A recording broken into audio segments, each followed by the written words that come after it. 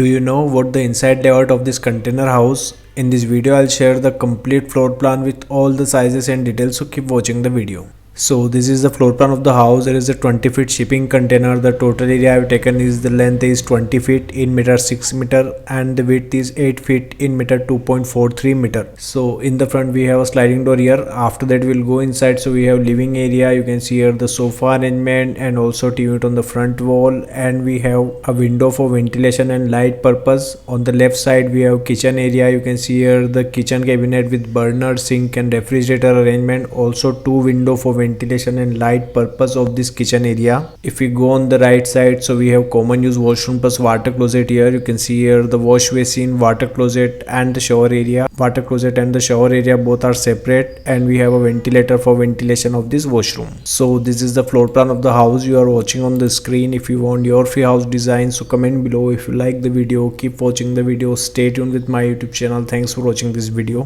Thanks.